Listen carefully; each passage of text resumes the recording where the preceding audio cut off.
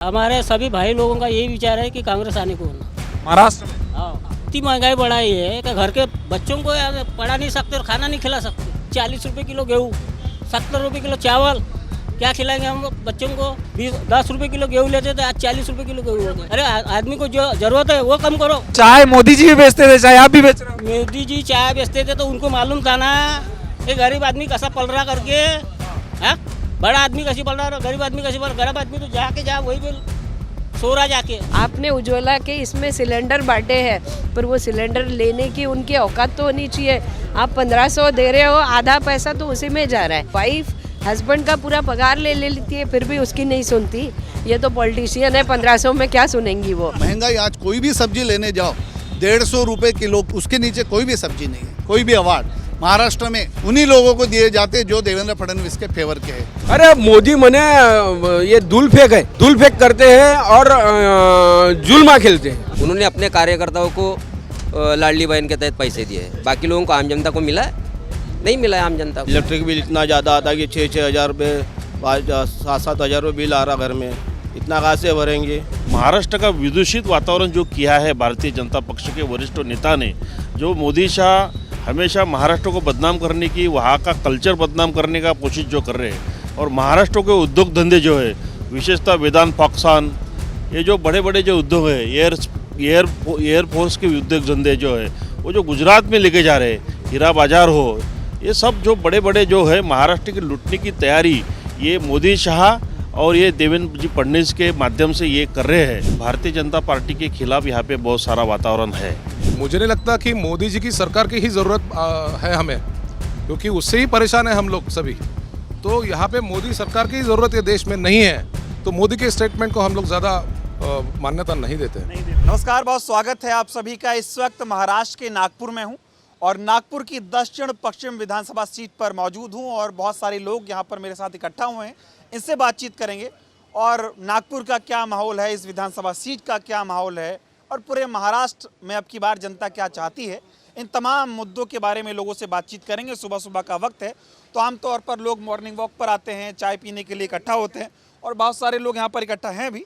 इनसे बातचीत करेंगे। और ये जो विधानसभा है दक्षिण पश्चिम विधानसभा नागपुर की, यहाँ से महाराष्ट्र के पूर्व मुख्यमंत्री देवेंद्र फडणवीस जो है वो चुनाव लड़ते हैं। अब वो डिप्टी सीएम भी हैं और महाराष्ट्र के गृह मंत्री हैं।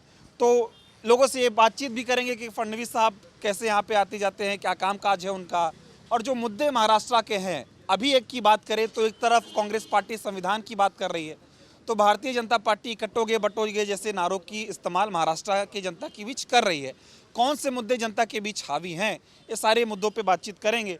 शुरुआत में सबसे पहले आपसे कर लेता हूँ, क्या नाम हुआ आपका? मैं अविनाश गोतमारे। क्या माहौल है पहले तो इस विधानसभा के बारे में बता दूं मैं कहाँ से। भारतीय जनता पार्टी के खिलाफ यहाँ पे बहुत सारा वातावरण है। विशेषतः देवेंद्र फडणवीस जी ने जो नाम अपना चेंज किया है उसके बारे में भी आक्षेप है। ये देवेंद्र जी फडणवीस के देवा भाव कैसे हो गए। और यहाँ पे नए दम से जो प्रफुल्ल जी गुर्दे यहाँ पे खड़े हैं, जो कांग्रेस के प्रत्याशी है, महाविकास आघाड़ी के प्रत्याशी है, उनको बहुत सारा समर्थन यहाँ पे प्राप्त हुआ दिख रहा है।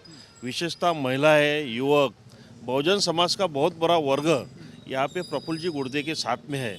इसका कारण एक है कि यहाँ के बढ़ती हुई महंगाई, बेरोजगारी और जो महाराष्ट्र का विदूषित वातावरण जो किया है भारतीय जनता पक्ष के वरिष्ठ नेता ने, जो मोदी शाह हमेशा महाराष्ट्र को बदनाम करने की, वहाँ का कल्चर बदनाम करने का कोशिश जो कर रहे हैं, और महाराष्ट्र के उद्योग धंधे जो है, विशेषतः वेदांत फॉक्सान, ये जो बड़े बड़े जो उद्योग है, एयरफोर्स के उद्योग धंधे जो है, वो जो गुजरात में लेके जा रहे हैं, हीरा बाजार हो, ये सब जो बड़े बड़े जो है महाराष्ट्र की लूटने की तैयारी ये मोदी शाह और ये देवेंद्र जी फडणवीस के माध्यम से ये कर रहे हैं।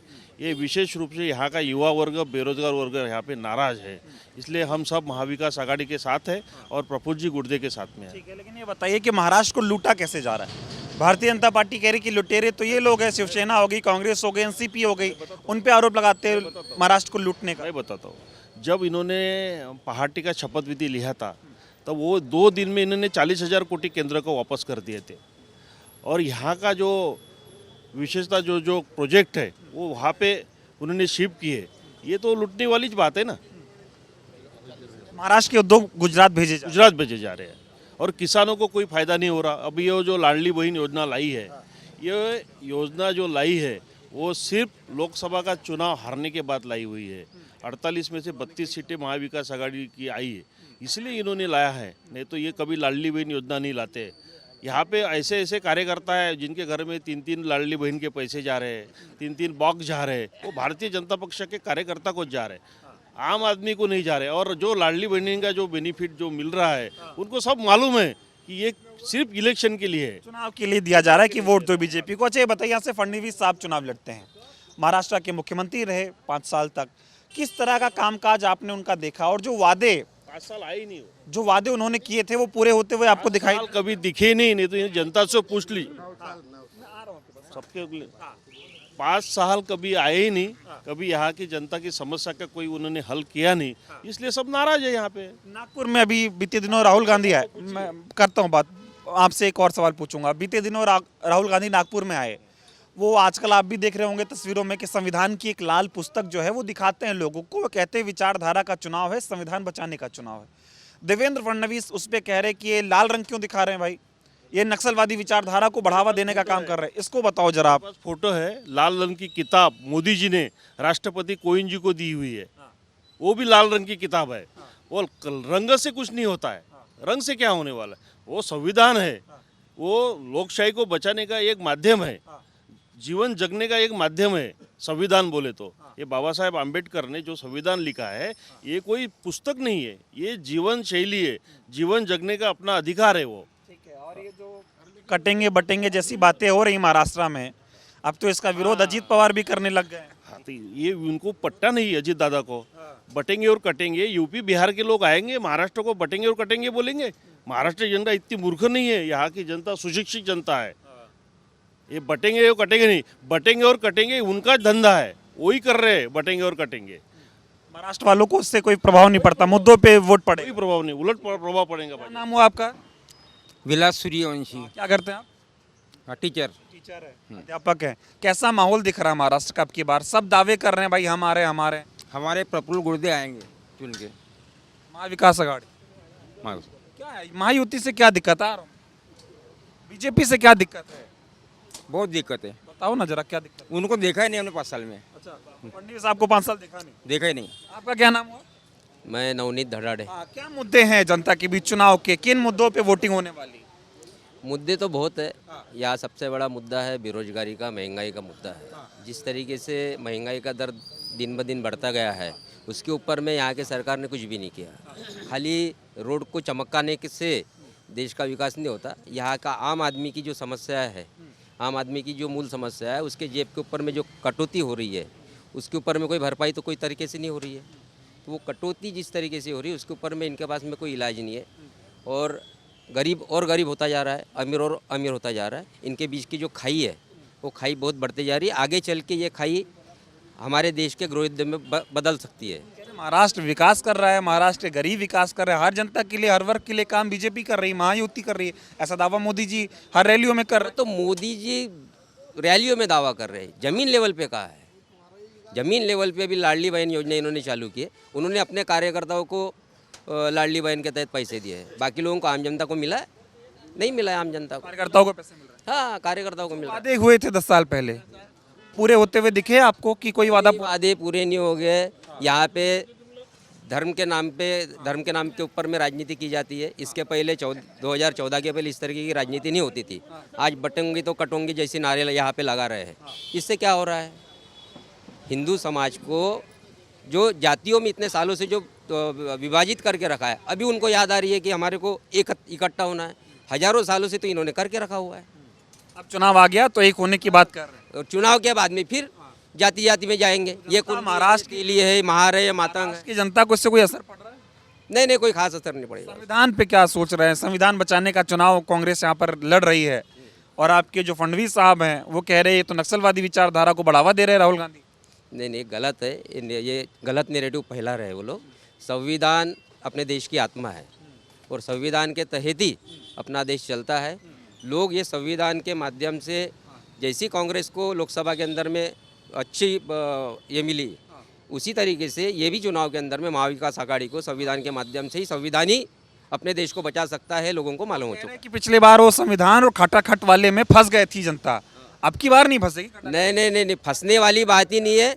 सबसे मेन चीज़ है ये जन जन तक के मालूम होना चाहिए कि संविधान ही हमारे देश की आत्मा है करके। अच्छा, उस हिसाब से काम करेंगे। आ रहा हूँ और लोगों के पास थोड़ा आपसे बात करता हूँ। सबसे पहले आइए, थोड़ा इधर आइए। क्या नाम हुआ आपका? मैं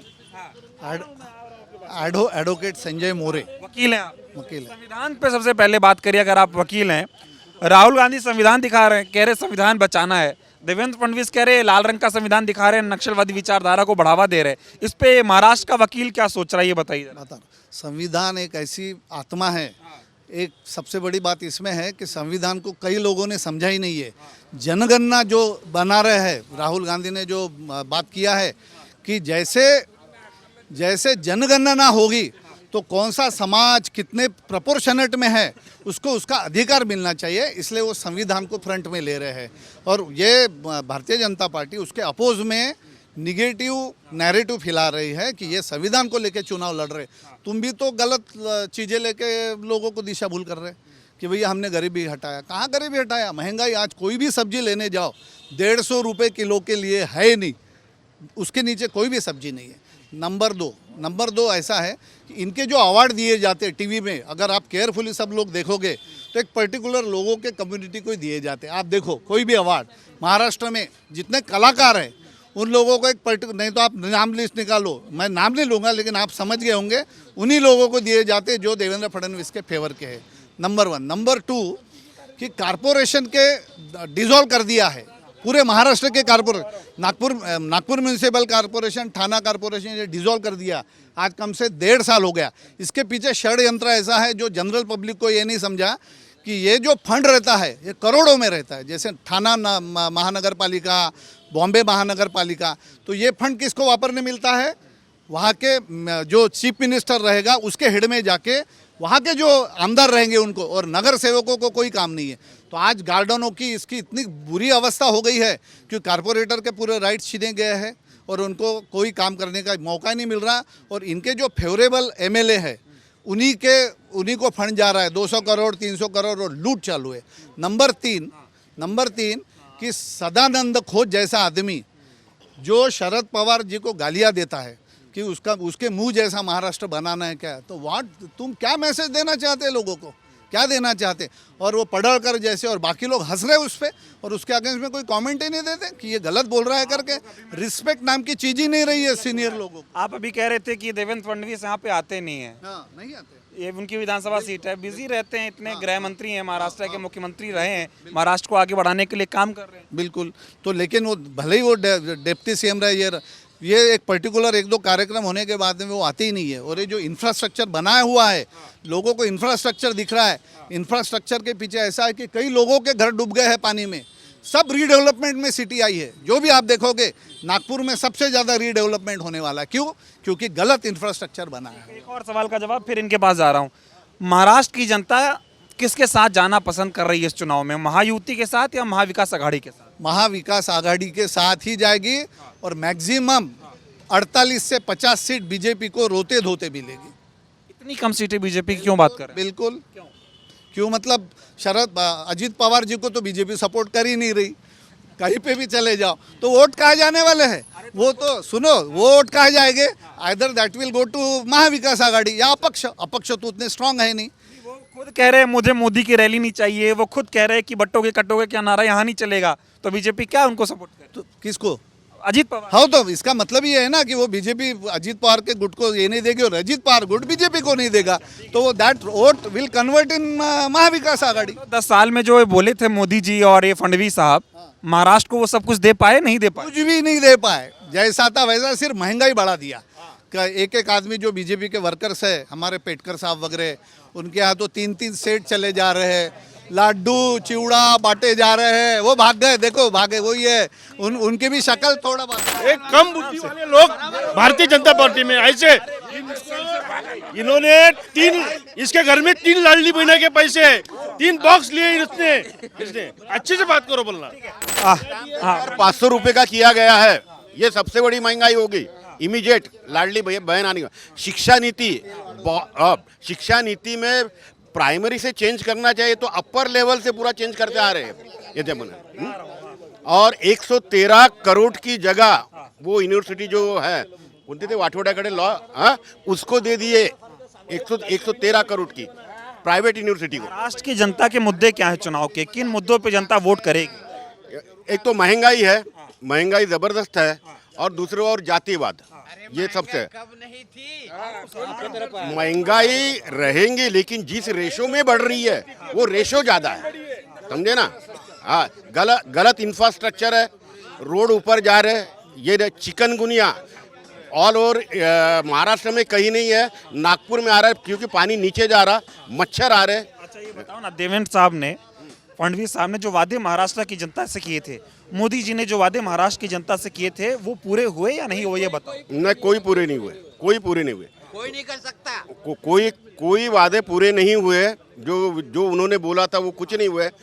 अभी जो टाइम आया 113 जीआर कैंसिल करने पड़े, आखिरी के महीने में उन्होंने ज़्यादा से ज़्यादा जीआर निकाले, और वो आखिर ये निवडणूक आयोग ने कैंसिल कर दिया। बताओ, महाराष्ट्र में जिस तरह से बीजेपी ने दो पार्टियों को तोड़ दिया, जिनको भ्रष्टाचारी कहते थे उनको बगल में बैठाया, सत्ता में ले आए, इसको महाराष्ट्र की जनता कैसे देखती है? बिल्कुल गलत इससे देखती है कि ये इस तरीके का पॉलिटिक्स करके पूरे जनता के मन में संभ्रम निर्माण किया हुआ है। लेकिन जो भी आएंगे, आज मैं आपको भविष्यवाणी कर देता हूँ, आज 6 पार्टियाँ है, वो 6 पार्टियाँ इलेक्शन के बाद में मिक्स होके और कुछ तो भी सरकार बनेगी, मिक्स वाला बनेगा, मिक्स बनेगा, कोई बहुमत में आने वाला नहीं। एक और सवाल का जवाब दे दो और लोगों के पास आता हूँ। लोग बीजेपी वाले कह रहे हैं चुनाव में बात किसकी होनी चाहिए, महंगाई बेरोजगारी कैसे कम करेंगे, कैसे विकास होगा। बीजेपी वाले बात करेंगे बंटोगे तो कटोगे, मोदी जी कह रहे एक रहोगे तो सेफ रहोगे। ये क्या है, ये क्या हो रहा है? ये सब पॉलिटिकल एजेंडाज है, ये एजेंडा कुछ चलने वाला नहीं है। सबक सिखाओगे इस एजेंडे पे? हाँ बिल्कुल, इस एजेंडे पे हम लोग उसके विरोध में मतदान करेंगे। बिल्कुल। ठीक है, अब आप बताइए कैसा चल रहा है माहौल चुनाव का? मुद्दे तो बहुत सारे आ गए। बहुत मुद्दे है, महंगाई का जो प्रॉब्लम है देश में, अभी दिवाली का त्यौहार, तेल के भाव 6 रुपये एक दिन पे बढ़ गए हैं, और रोष है जनता में महंगाई का। इन्होंने पहले 14 में आया था, लोगों के आश्वासन दिया था कि पहले महंगाई कम करेंगे, लेकिन महंगाई का कारण पहले 2% बैठती थी, अभी डबल बैठे 50%। अपन नाश्ता करने जाते थे, पहले 10 रुपये का अलबड़ा 12 रुपये होता है, अभी 10 रुपये का टाइम में 20 रुपये हो जाता है, 3 टाइम पट रहा है। तो कह रहे विकास भी हो रहा है ना महाराष्ट्र का, पहले कहाँ था आज कहाँ? हमारे आप ये एरिया में देख रहे हैं, 15 साल से यहाँ मुख्यमंत्री का मतदार संघ लगता है क्या? आप किसी को भी पूछे, जहाँ मुख्यमंत्री है 15 साल से आमदार है, और इसका मतदार संघ गंदगी देखो कितनी पड़ी है, 2 साल की इलेक्शन नहीं है, और आते सारे हमें तो 4.5 साल तक देखा ही नहीं उनको कभी। ये बताओ, महाराष्ट्र में निवेश वगैरह का क्या हाल है? बोले थे बहुत सारी फैक्ट्री लाएंगे, महाराष्ट्र वालों को रोजगार यहीं पे मिलेगा, तरक्की हो जाएगी, समृद्ध हो जाएगा महाराष्ट्र। कितना निवेश महाराष्ट्र में आया, कितनी फैक्ट्रियाँ लगा दी बीजेपी ने, कैसा बढ़ रहा है महाराष्ट्र? महाराष्ट्र की जितनी आए पूरे गुजरात में जा रहे हैं, सब लोग पढ़ रहे हैं, या कोई नया कोई फैक्ट्री आई नहीं है, नागपुर में नहीं है, न कोई महाराष्ट्र में भी नहीं है। श्री आना लाख कोटी का कर्ज हो गया बोलो। और जो कर्जे बैठाया है, ये अपनी लाडली योजना लाई है, कर्जे लेके महिला को काम पैसा दे, महिला को काम दे रहे हैं, इससे जनता को फर्क नहीं दे रहा है, भांडी दे रहे हैं, अमीरों को दे रहे हैं, गरीब को नहीं दे इनके। बताओ ना, ये जो कटेंगे बटेंगे वाली बात कर रहे हैं, मोदी जी कह रहे हैं एक रहोगे सेफ रहोगे। महाराष्ट्र वाले में ही चलता नहीं है, ये कोई यूपी एमपी नहीं है, कोई आए और किसी को कटेंगे। ये संविधान चलने वाला, संविधान को मानने वाले लोग हैं, और संविधान से अब यहाँ सब भाईचारा से एक साथ रहते हैं, एक साथ प्रचार करते हैं, और यहाँ कटेंगे वाली बिल्कुल चलेंगी नहीं, और यहाँ भाईचारा रहेगा, यहाँ कोई दंगा दीवार नहीं होगा, सब एक साथ रहेंगे। हम कोई पार्टी कह रहे हैं भारत देश एक है, हम एक साथ रहेंगे, लेकिन बीजेपी ने ये जो चालू किया है बांटेंगे कटेंगे वाला, इसको हम जोरदार विरोध करेंगे, और पूरे नागपुर वाले विरोध करेंगे। महाराष्ट्र इसका समर्थन नहीं करेगा? बिल्कुल समर्थन, कोई समर्थन नहीं करेगा इसको। कांग्रेस संविधान लेके घूम रही है, उसका क्या असर पड़ेगा? संविधान वो संविधान आत्मा है, संविधान से देश चलता है, कोई भी चीज़ होती है अपन संविधान का पहले करना पड़ता है। और राहुल गांधी ये कहना है कि अगर संविधान है तो शिक्षा है, संविधान है तो मेडिकल है, संविधान है तो ये अब जनता है, और संविधान वाला मामला रहेगा। रहेगा।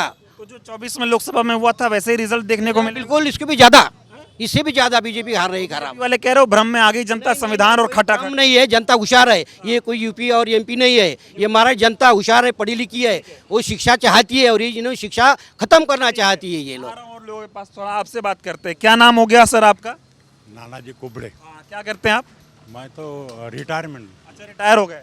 देवेंद्र फडणवीस आपके यहाँ के विधायक हैं, पूर्व मुख्यमंत्री रहे हैं। वो अजीत पवार के कहते थे चक्की पिसिंग बोलते थे, भ्रष्टाचारियों की खैर नहीं, और उनको डिप्टी सीएम बना के अपने बगल बैठा रहे हैं, उनके साथ गठबंधन कर रहे हैं। ये क्या हो रहा है? ये जैसा उनको बोले कि ये 70,000 कोटी इन्होंने खाए, ये सब लोगों ने बोले, वो तो प्रचार है। 70,000 कोटी का तो साला बजट नहीं है महाराष्ट्र का, वो प्रचार करने के लिए ये सब किया है। अच्छा, झूठ बोले देवेंद्र फडणवीस? सभी झूठ बोले वो तो उसने खुद अजीत पवार ने बोला ना 70,000 कोटी का ये नहीं है करके। तो बोलेंगे, मतलब आप मान रहे हो देवेंद्र फडणवीस झूठे हैं, झूठ बोल के जनता को मरगलाया? झूठ तो बोला ही है। और ये मेरे को बताओ, प्रचार में कौन सही बोलता है, कौन सही? मोदी जी झूठ बोलते नहीं? अभी मोदी जी झूठ बोलते नहीं? बोलते। अरे मोदी जी भी झूठ तो बोलना ही है ना, प्रचार में कौन झूठ नहीं बोलता? अभी तक झूठ बोल के नहीं। क्या नाम हुआ सर आपका? मेरा प्रकाश नितनवरे। माहौल कैसे देख रहे हैं? माहौल तो महाविकास आघाड़ी का है। उसका कारण ये है कि अभी बीजेपी में सब पूरे भारत देश में जात पात धर्म इस पे ज़्यादा जोर दिख रहा, लेकिन ये अपने महाराष्ट्र में ऐसा नहीं चलने वाला है। और वो मेन मुद्दा जो बोल रहे कि संविधान के नाम के लेकर ये इलेक्शन का नैरेटिव जैसा लोकसभा के वैसा होने वाला है, लेकिन ऐसा कुछ नहीं। संविधान तो देश की आत्मा है। डॉक्टर बाबा साहब अम्बेडकर ने जो संविधान लिखा है, वो संविधान को लेके ही तो अपना देश चल रहा, सुरक्षित चल रहा। तो सुरक्षित के लिए अगर कोई अच्छा काम करे, उसका प्रचार करे, तो कोई गलत नहीं ना। संविधान तो देश की आत्मा है। क्या काम किए यहाँ बीजेपी ने? 10 साल हो गए लगभग। कैसा कामकाज रहा? जो वादे हुए थे पूरे हुए नहीं हुए? कामकाज बोलो तो सिर्फ अपने को इंफ्रास्ट्रक्चर दिखता है, लेकिन पब्लिक मूलभूत जो गर्जा है उसके ऊपर कोई खास ध्यान नहीं दिख रहा मुझे। क्या जो वादे किए थे पूरे हुए नहीं हुए? वादे पूरे नहीं। फडणवीस साहब का क्या हाल चाल है, कैसा काम किया? फडणवीस साहब देखो, हमारे दक्षिण पश्चिम के वो ये है, 3-4 टर्म हो गए उनके, लेकिन कभी हमको ये पीरियड में कभी दिखते नहीं। खाली इलेक्शन आए, कुछ कोई फंक्शन रहा तभी दिखते, अदरवाइज कभी दिखते नहीं। वो नहीं दिखते। कहते थे चक्की पिसवाने की बात करते थे अजीत पवार से, बोलते थे फैक्ट्री लाएंगे, महाराष्ट्र का विकास होगा। महिला सुरक्षा की बात करते थे, महाराष्ट्र में महिलाओं में अपराध के मामले में दूसरे नंबर के मामले में देखो, हमारे गृह मंत्री का ये नागपुर है, यहाँ पे रेप, किडनैप, हाँ, और ये गुंडागिरी कितनी है। जब गृह मंत्री देश का, अपना महाराष्ट्र का गृह मंत्री है, तो कुछ ना कुछ तो उसके ऊपर कंट्रोल रहना चाहिए ना। क्या होना चाहिए? महिला आ रही है, इनसे बातचीत करते थोड़ा। क्या नाम हुआ मैम आपका? एडवोकेट मीना ही उसे। कैसे देख रहे हैं, क्या मुद्दे हैं महाराष्ट्र चुनाव के? अब की बार महाराष्ट्र में क्या होने वाला है, अगर आपसे जानना चाहूँ तो? खोके सरकार को भगाना है हमको। जो गद्दार है, जो पार्टी से गद्दारी की है उन्होंने, उनको तो बिल्कुल तड़ीपार करने का है। उनको बिल्कुल चुनाव लड़ने का कोई अधिकार नहीं है। और जो काम करता है, विनोद गुर्दे पाटिल जैसी लोग, जो काम करने वाले लोग हैं, यहाँ पे हमारे देवेंद्र फडणवीस साहब डिप्टी सीएम है, सीएम थे, पर यहाँ लापता आमदार हैं हमारे, कभी दिखते नहीं, कोई काम नहीं होता है। उनके चमचे आते हैं, काम करते हैं। अरे ग्राउंड लेवल पे आदमी होने को ना, ग्राउंड लेवल से काम करने वाला आदमी होने को ना, वो आदमी का अच्छे हैं, हम नहीं बोलते, पर उनको पूरा महाराष्ट्र देखना है। पर हमारी समस्या क्या करेंगे? ये बताओ, आप क्यों कह रहे हो खोखे सरकार है? ये तो महायुति सरकार बोल रहे हैं इसको, आप कह रहे हो खोखे सरकार? मैंने जिन्होंने पार्टी से गद्दारी की, उनको पार्टी में रहने, उनको चुनाव में खड़े होने का कोई अधिकार नहीं। गद्दारी? अरे पार्टी छोड़, जो कांग्रेस वाला था वो कांग्रेस में रहने को ना, जो शिवसेना वाला था, उद्धव ठाकरे वाले थे तो उद्धव ठाकरे के साथ में रहना था। जो पार्टी से, अरे तुमको चुन के किसने दिया? जनता ने दिया। जनता ने दिया उनको चुन के, वो पार्टी के निशान पे दिया वो। अरे तुमको दूसरे पार्टी में जाना है तो पहले रिजाइन करो, उसके बाद खड़े रहो, और अपने इंडिपेंडेंट खड़े रहने के बाद अपने बदौलत चुन के आओ, तब उनको बोलेंगे। नहीं तो ये खोखे सरकार तो क्या है? महाराष्ट्र की जनता आपकी बार किसे जिता रही है? अरे कांग्रेस को। कांग्रेस। बीजेपी से क्या नाराजगी होगी? अरे बीजेपी 10 साल में क्या किया? मिहान में एक प्रोजेक्ट नहीं लाया इन्होंने। हमने बीजेपी को क्यों लाया था कि हमारे लड़के जो बेंगलोर जा रहे हैं, पुणे जा रहे हैं, मुंबई जा रहे हैं, आज घर में देखो बूढ़ा बूढ़ी, सिर्फ बूढ़ा और बूढ़ी, मैंने एक माँ बाप घर में हैं, उनके लड़के पूरे बाहर हैं। हमारे यहाँ पे रोजगार नहीं है। मियान इतना खाली पड़ा हुआ है, यहाँ से गुजरात में प्रोजेक्ट चले जाते हैं। अरे नितिन गडकरी जी को मेरा एक आह्वान है, अरे उन्होंने बोला रहता कि मोदी साहब ये जो प्रोजेक्ट आए हैं नागपुर से गुजरात जा रहे हैं, उसके लिए उन्होंने आंदोलन किया रहता था। आज गडकरी साहब को लोगों ने सिर पे खड़े किए रहते। ये बताओ ना, बीजेपी कहती थी कि बहुत सारे महाराष्ट्र में उद्योग धंधे आएंगे, बहुत विकास होगा महाराष्ट्र का, महाराष्ट्र के लोगों को महाराष्ट्र में ही रोजगार मिलेगा, भ्रष्टाचार कम होगा, महंगाई कम होगी, ऐसे मुद्दों पे बात करते थे 14 में। इन मुद्दों पे काम करते हुए दिखाई दिए इन सालों? कोई काम नहीं कर रहा है। फडणवीस साहब ने आंदोलन किया था कि मैंने जो शेतकरी लोग हैं उनके कपास को 7,000 रुपये भाव मिलने को होना, उनके सोयाबीन को 4-5 हज़ार रुपये भाव मिलने को होना, इसलिए उन्होंने कांग्रेस के ज़माने में आंदोलन किया था। अरे 10 साल से ये लोग सरकार में है ना, इनको लाड़की बहन को मैंने जो फुकट पैसे बांटने के लिए पैसा है, जो आदमी पैसा मैंने जो तुमको खाना खिलाता है, जो भारत में उद्योग उनका जो है, भारत में खेती जो उद्योग है उसको पनपा नहीं रहे। अच्छा ये बताइए ना, जिस तरह से महाराष्ट्र में बीते दिनों में राजनीति जिस तरह से हुई, पार्टियों को जोड़ा गया, तोड़ा गया और एक महायुति सरकार बनी, इससे जनता वाकई में जमीन स्तर पे नाराजगी है? नाराजगी ये तोड़ना जोड़ना का जवाब दो आप। हाँ, मैं महाराष्ट्र में अब बटोगे कटोगे बात हो रही है, कहा जा रहा है एक रहोगे तो सेफ रहोगे, और एक तरफ संविधान की बात हो रही है। महाराष्ट्र की जनता बटोगे कटोगे वाले के साथ पे समर्थन करती है, संविधान पे समर्थन करती है। संविधान के कारण सबसे छोटे से छोटे आदमी को आज हम पार्लियामेंट में भेज सकते हैं।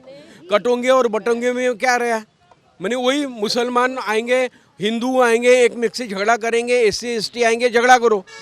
अरे संविधान है, बाबा साहब का संविधान है, इसलिए आज भारत क्या कर रही है बीजेपी महाराष्ट्र में?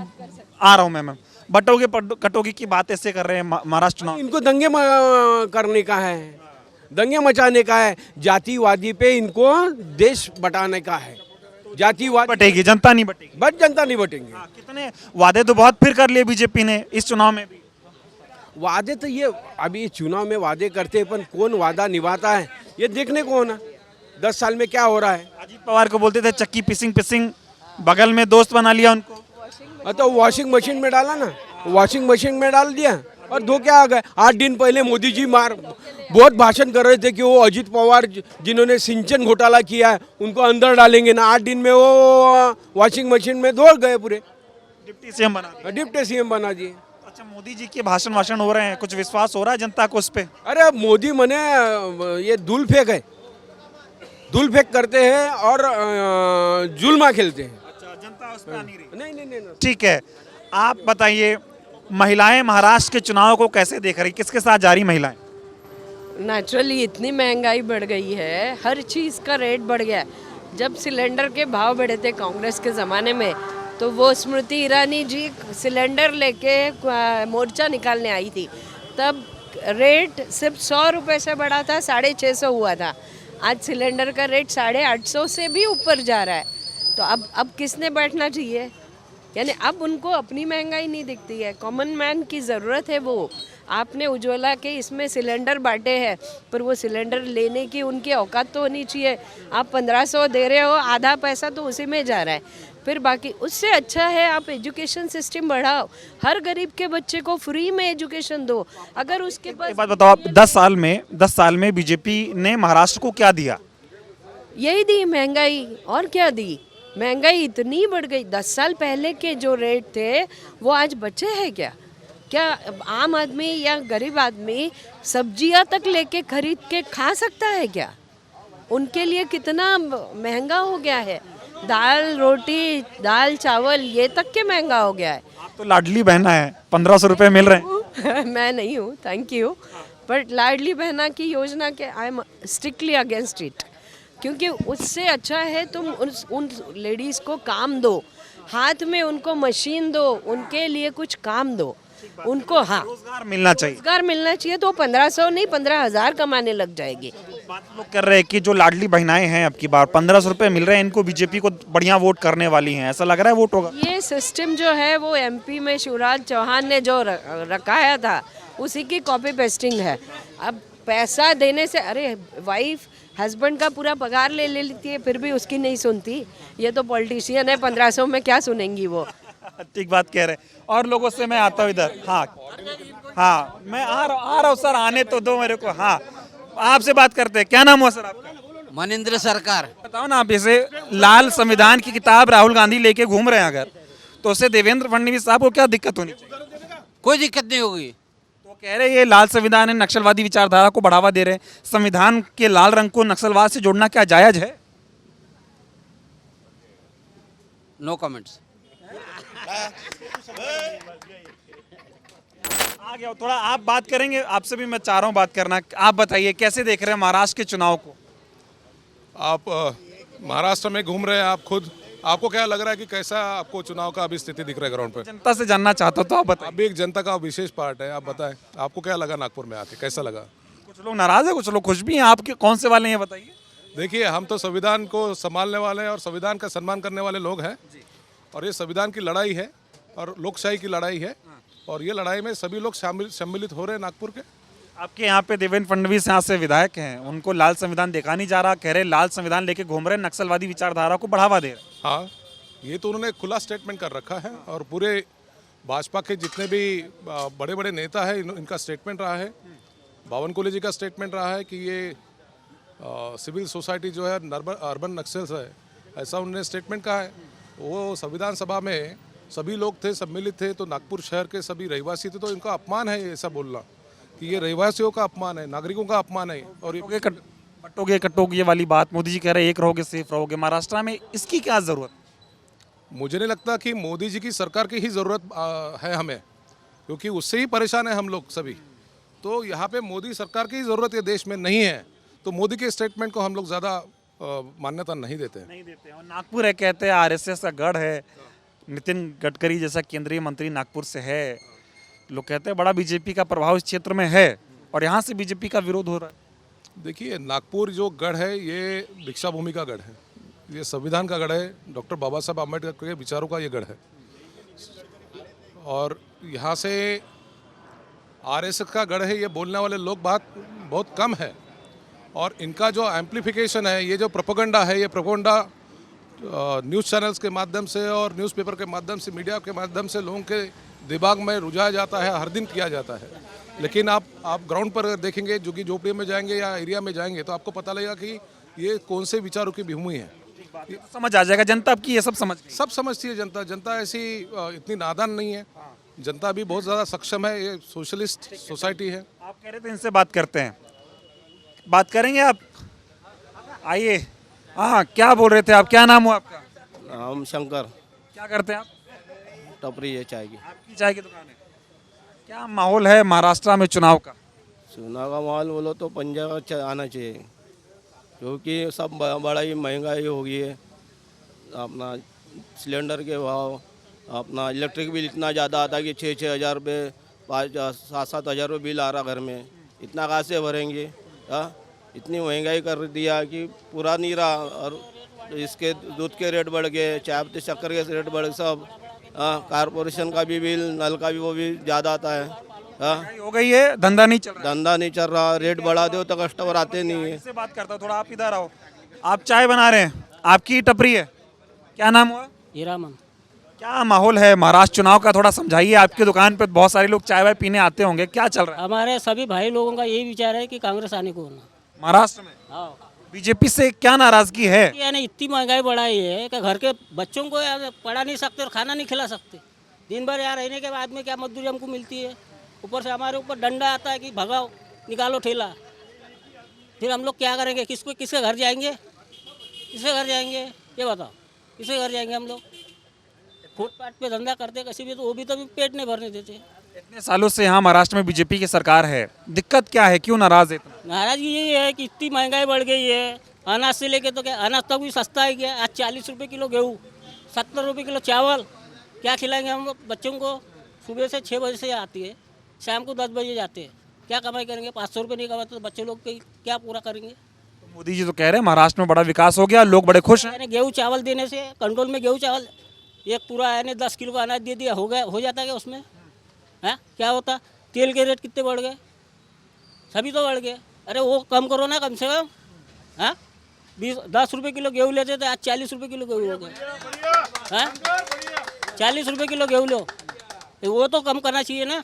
अरे आदमी को जो ज़रूरत है वो कम करो, उसके ऊपर में फिर सब लोग मिल के रहते हैं। तो मतलब बीजेपी ठीक नहीं है आपकी? कहाँ ठीक है, कहाँ ठीक है? ये तो कह रहे हैं अब की बार फिर बीजेपी सरकार बनाएगी महाराष्ट्र में। बनाएंगी तो गरीब लोगों को भगाएंगी, और क्या होने वाला है? बनेगी कि नहीं ये बताओ। ये तो हमारे तो बिल्कुल नफरत ही है, पूरी नफरत है। चाय वाय बना रहे हो, उसका क्या रेट वेट बदल गया? कैसे पहले था?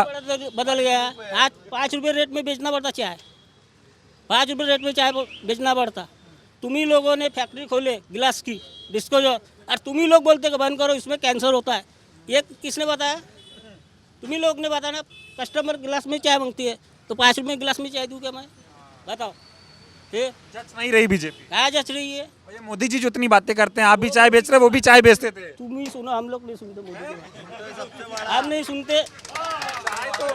चाय मोदी जी भी बेचते थे, चाय आप भी बेच रहे हो। मोदी जी चाय बेचते थे तो उनको मालूम था ना ये गरीब आदमी कैसा पल रहा करके। हाँ बड़ा आदमी कैसी पल रहा, गरीब आदमी कैसी पल। गरीब आदमी तो जाके जा वही पे सो रहा जाके, उसको कुछ उठा कुछ भी नहीं मिल रहा। उठा मिल रहा है क्या? मतलब ठीक नहीं है, कोई ठीक नहीं है। चलिए, तो ये महाराष्ट्र का नागपुर का माहौल है, और कुछ लोग यहाँ पे हैं, इनसे बातचीत करते हैं फिर बंद करते हैं। आप बात करेंगे? क्या नाम हुआ आपका? अविनाश चौहान। क्या माहौल देख रहे हैं महाराष्ट्र का? बड़ा भयानक, बड़ा भयानक, एकदम अनप्रडिक्टेबल है। किसी के बारे में ये नहीं कहा जा सकता। एक तो मेजॉरिटी आने से रही, एक बड़ा बेसिक यहाँ पर सीन जाने वाला है। लेकिन अब ये सिर्फ लोगों को समझना है कि उनकी रिक्वायरमेंट क्या है और कौन फुलफिल कर सकता है। तो जैसा इन्होंने बताया, सबसे बड़ी इंपॉर्टेंट चीज़ है आज की तारीख में महंगाई, जिसके बारे में कोई बात नहीं करता। यानी हर चीज़ का यानी जो रेशियो भी होता है, अगर अपन पिछले अगर 47 से लेकर आज तक का अगर डिफरेंसेस देखें, तो जिस परसेंटेज के हिसाब से महंगाई इन पिछले 10 सालों में बढ़ी है, ऐसा इसके पहले आज तक कभी नहीं हुआ। और जो ये चीज़ ऐसी है जो ये कंट्रोल कर सकते हैं। अब अपन बात करते हैं, अपन महाराष्ट्र के चुनाव के बारे में बात कर रहे हैं। महंगाई का काम करना बहुत हद तक के दिल्ली वालों के हाथ में है, तो दिल्ली की ही तो ब्रांच है आज यहाँ पर, तो फ़र्क कुछ है नहीं। ये भी और वो भी दोनों सब एक समान ही है। इनको चाहिए कि सिर्फ मैं कुर्सी पे बैठूंगा, मैं देखूंगा, बाकी से अपने को कोई मतलब नहीं है। जो आप अभी पिछले 5 साल का अगर टर्म देखेंगे, तो सिर्फ वो म्यूजिकल चेयर होता है ना, एक को हटाओ दूसरे को बिठाओ, बस वही काम हुआ है, बाकी और कुछ भी नहीं। तो ये सारी चीज़ें महाराष्ट्र की जनता अब समझ पा रही है? ये कहना बड़ा मुश्किल है। क्या है कि यहाँ पर जो लोग हैं ना, वो भावनाओं से कुछ ज़्यादा जुड़ गए हैं। एक तरफ कोई तो भी ऐसा, अगर आप बीजेपी समर्थक की अगर बात करेंगे, उनको बहुत सारी चीज़ों के बारे में मालूम नहीं है। बस वो ये बस मेरा है, और वो इतना अटैच्ड हो गए हैं जिनको जिससे उनकी बुद्धि जो है वो समझ नहीं पा रही है सही और गलत के बारे में। एक और 2 सवाल का जवाब दीजिए। 10 साल पहले बीजेपी ने जो महाराष्ट्र की जनता से वादे किए थे, उन वादों पे खरी उतर पाई बीजेपी सरकार या नहीं उतर पाई? यहाँ ही नहीं छोड़िए आप, महाराष्ट्र ऑल ओवर इंडिया के अंदर में नहीं कर पाई। जब सन 2014 में ये लोग यहाँ पर आए थे, 3 बातों पर इन्होंने बहुत ज़्यादा फोकस किया था कि कांग्रेस बहुत करप्टेड है, जिसमें उन्होंने एक कोल गेट घोटाला किया, 2G स्कैम का किया, जो एक्चुअल में घोटाले थे ही नहीं। जब सुप्रीम कोर्ट के भी डिसीजन आ गए इसके अंदर में, वो घोटाले थे ही नहीं।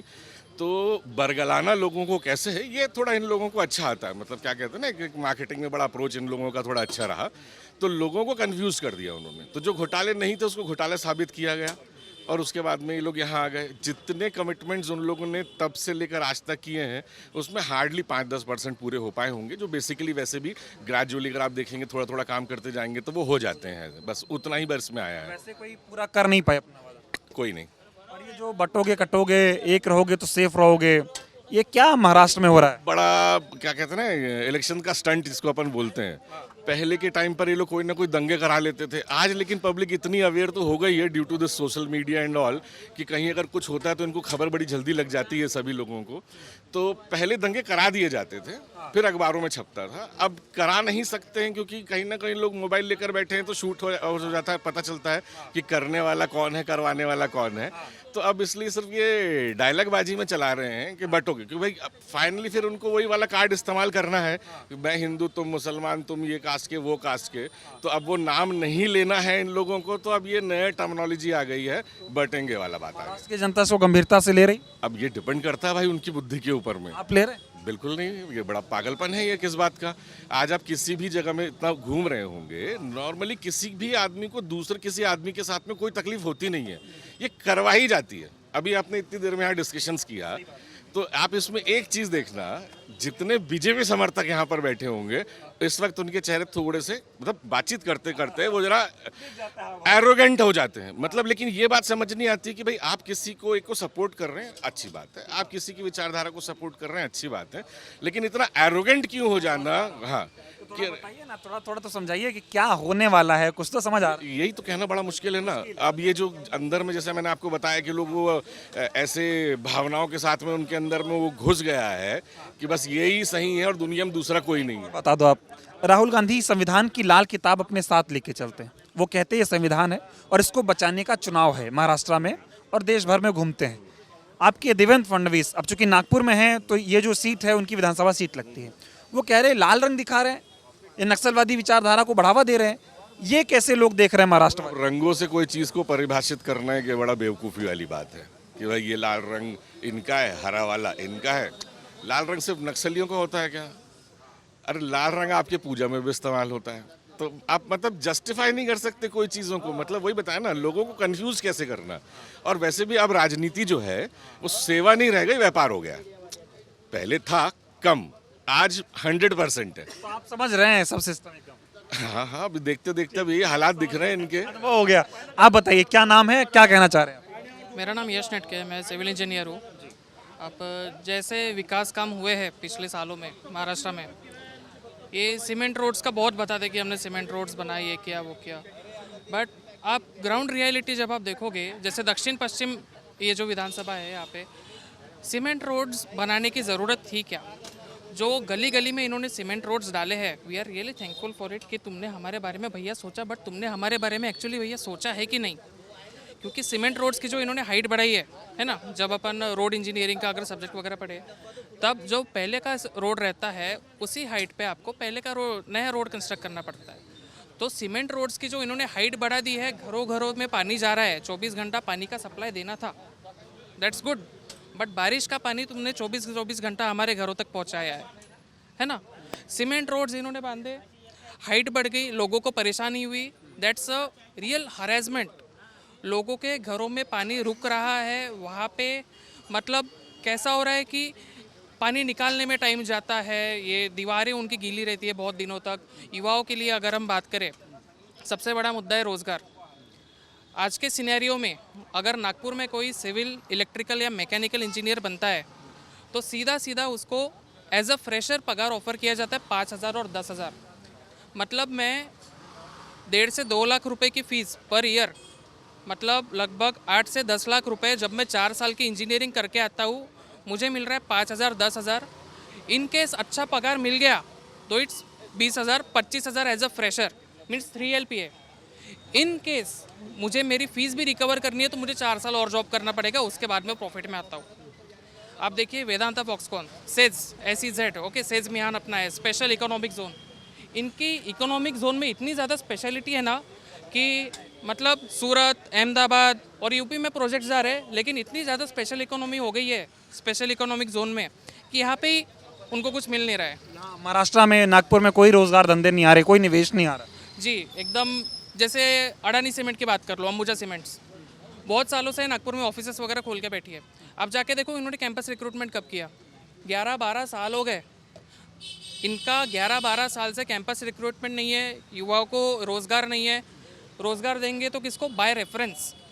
सो ग्राउंड रियलिटी में जब एक युवा जॉब मांगने जाता है, जब सैलरी आती है, तो ये सब चीज़ें नागपुर में हो रही है। और सेम कैंडिडेट अगर जैसे सिविल इंजीनियर, मैकेनिकल, इलेक्ट्रिकल का हो गया, सेम कैंडिडेट को नागपुर में 5-10 हज़ार की वैल्यू है, वही अगर मुंबई, पुणे, बेंगलोर, हैदराबाद जाता है उसको 30,000 40,000। तो भैया एजुकेशन तो सेम था तुम्हारी, हाँ यहाँ पे कम उसका पगार मिल, यहाँ पे बिल्कुल कम है। की बार महाराष्ट्र का जो युवा है वो किसकी सरकार बनाना चाह रहा है महाराष्ट्र? देखिए अभी किसकी सरकार बनेगी किसकी नहीं बनेगी ये तो नहीं पता, बट बीजेपी की वो तो समर्थन नहीं है, क्योंकि देखिए बहुत सारे मुद्दे हैं नेशनल लेवल पे भी, जैसे मेरा जो मेन मुद्दा रहता है, इलेक्शन कमिश्नर के जो सिलेक्शन का प्रोसेस है उसमें से इन्होंने सीजेआई को हटा के खुद का कैबिनेट मिनिस्टर डाला है। सो क्या ये एक प्योर डेमोक्रेटिक प्रैक्टिस है ना? तुम भैया इलेक्शन कमिश्नर को ही अपना बना रहे हो कि एक तो प्राइम मिनिस्टर सिलेक्ट करेगा, दूसरा प्राइम मिनिस्टर का ही तुम्हारा ये कैबिनेट मिनिस्टर सिलेक्ट करेगा, और एक अपोजिशन, तो 2 वर्सेस 1 सीधा सीधा है यार। मतलब इलेक्शन कमीशन में भी अपनी धाक जमा लो तो फिर क्या का निष्पक्ष चुनाव रहेगा। और नागपुर में जहाँ तक बात करूँ, जैसे पर्यावरण की बात हो गई, पिछले 20 साल में 33% ऑफ द ग्रीन कवर इन्होंने रिड्यूस किया है। रैपिड कंस्ट्रक्शन हो रहा है। नागपुर आज पहली बार नॉन अटेनमेंट सिटी में आ रहा है। नॉन अटेनमेंट सिटी यानी जिसका एयर क्वालिटी पिछले 5 साल से लगातार ख़त्म होते जा रहा है। ठीक है, ये सारे मुद्दे आपके लिए। ग्रीन पैचेस है, और जो रोड के कंस्ट्रक्शन में इन्होंने जो ग्रीन कवर हटाया है, चोकिंग की बात करें आप, पेड़ों को कैसे इन्होंने रखना है, कोई गाइडलाइंस नहीं। इनके महानगर पालिका जो है ना अपने नागपुर के बहुत स्पेशल है। ये जो सिविल इंजीनियर्स को पगार दे रहे हैं ना, उससे बेटर भैया तुम किसी मिस्त्री को हायर कर लो फ्रीलांसर में, ठीक है, उनको वेजेस दे दो। इनके सिविल इंजीनियर भी इतने पढ़े लिखे हैं कि ये सीमेंट के रोड पे डांबर का पैच लगाते हैं, डांबर के रोड पे तुम सीमेंट का पैच लगाते हो, है ना। तो ये जो विकास काम है जिसके वजह से घरों घरों तक पानी पहुंचा है ना, सीमेंट रोड्स की हाइट बढ़ चुकी है ना, और जो गड्ढे तुम देख रहे हो ना, ये बहुत स्पेशल वाले गड्ढे हैं। अभी कैसा है, अभी यहाँ पे सीमेंट खत्म हुआ ना, यहाँ पे तो डांबर, अभी डांबर का ऐसा एक खोल गड्ढा वहाँ पे मिलता है, तुम्हारी गाड़ी ऐसे धस से जाती है। तो वहाँ पे रोजगार का पूरा नियोजन किया है, जो कि गाड़ी के रिपेयर वाले हैं उनको। समझ पा रहा हूँ। थोड़ा मैं आपसे बात करके खत्म करूँगा, आप आए हैं। अरे थोड़ा सुनो तो, क्या नाम हुआ आपका? हेमंत चौधरी। यहीं नागपुर से, यहीं महाराष्ट्र के ही रहने वाले हो? नहीं, हम एमपी के हैं, सिवनी जिला है। मैं जान गया था थोड़ा सा ही। चलो खैर, तो बहुत सारे लोग इकट्ठा थे, इनसे बातचीत हुई। और लोगों के मुद्दे क्या हैं? महंगाई, बेरोजगारी जैसे मुद्दे लोगों पर हावी हैं। और जो 10 साल पहले बीजेपी की सरकार ने महाराष्ट्र की जनता से वादे किए थे, जनता का ये कहना है कि एक भी वादों पर खरी उतर नहीं पाई है भारतीय जनता पार्टी की सरकार। और ये जो दक्षिण पश्चिम नागपुर की विधानसभा सीट है, देवेंद्र फडणवीस महाराष्ट्र के पूर्व मुख्यमंत्री यहाँ से चुनाव लड़ते हैं। और जनता ये कह रही है कि आज तक शायद अदा कदा मुख्यमंत्री साहब यहाँ पर आए हों, इनके नेताजी विधायक जी आए हों तो आए हों, नहीं तो इनसे कोई मुलाकात करने का काम वो करते नहीं हैं। तो ये तमाम बड़े बड़े मुद्दे हैं जनता के, जो उन पर हावी हैं, और जनता इन मुद्दों पर अब की बार वोट करने वाली है। और एक बड़ा मुद्दा संविधान का भी है।